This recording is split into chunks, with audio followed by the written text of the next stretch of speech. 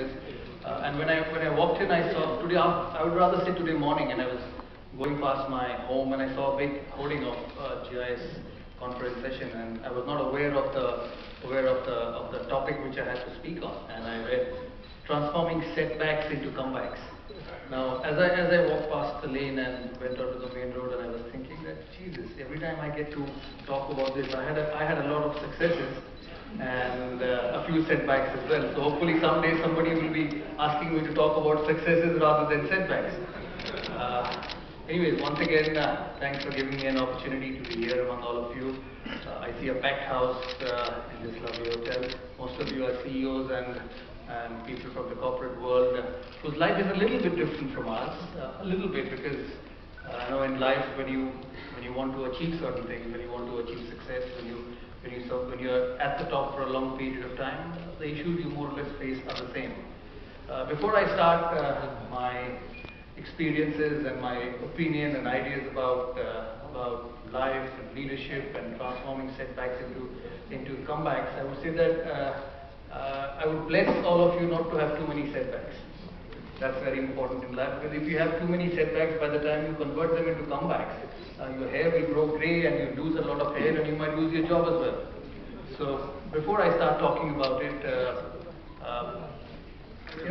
sports is such a platform in life which teaches you everything. Today, where I am, for whatever reasons, other than being a successful athlete, other than being a successful sportsman, it has taught me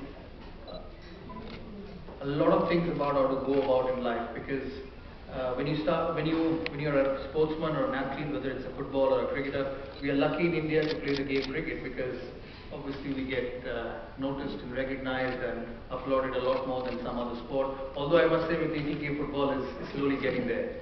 And I cannot say football is bad, but as I said, in cricket you learn a lot of things. I first started playing when I was 15 year old, and I keep saying that my first trip to Australia was in 1991 as a member of the Indian side, and every time I talk about it, I keep talking about this tour and this incidents in my life, because all of us become leaders at some stage of our life. I'm sure there are a lot of corporate CEOs. The gentleman on my left is a leader of one of the biggest vernacular dailies in Calcutta, one of the biggest groups here. So all of us are leaders at different stages of our life. But for me, someone who captained India for 6 years, what happened at the start of my career, or what influenced me at the start of my career, influenced my leadership career a lot.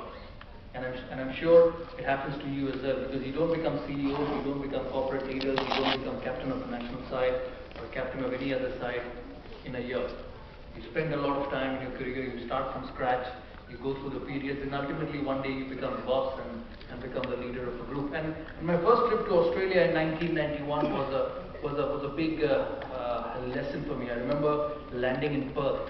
India in those days was not a very great overseas traveler in terms of playing the game. They've improved a lot over the years, and that has happened because of consistent travel into those countries. But in those periods, you would travel once to Australia in 6 years, maybe 5 years, or maybe once in 10 years. So when I landed on the tour in Perth, I remember it was a long flight, because the flights in those days were not as good as they are now, or as frequent as they are now, to any other parts of the world, rather to all parts of the world. And I remember landing at Perth in the Hyatt hotel after a long flight, and I just came down from my room, and I was sitting in one corner of the hotel trying to get out my jet lag. It was late evening, it was about 7:30, and you couldn't get sleep. So I was sitting in one corner in the sofa, and suddenly one of my fellow mates walked out of the lift and saw me sitting in the corner.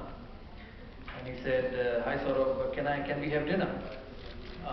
And he was a great player, and he was on his last few days of international cricket.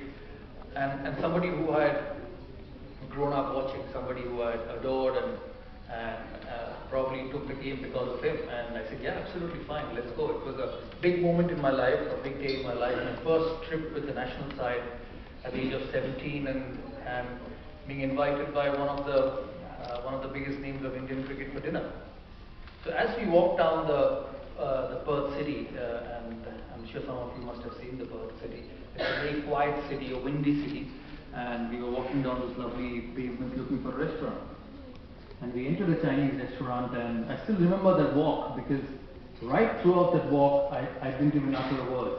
I was just so starstruck watching the great man. And we entered a Chinese restaurant.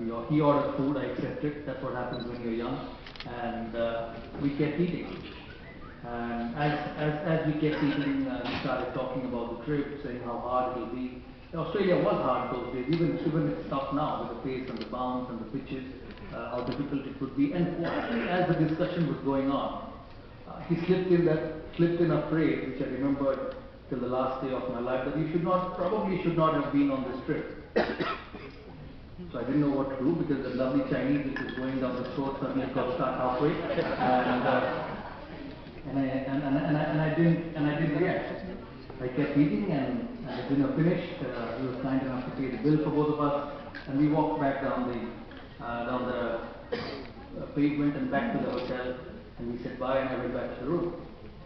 The reason I say this is, all of us start at various stages. Some at 17, some at 20, some at a little later, some attain greatness at a little later. We in sports do it a little bit earlier because our spans are a lot smaller. And the reason I say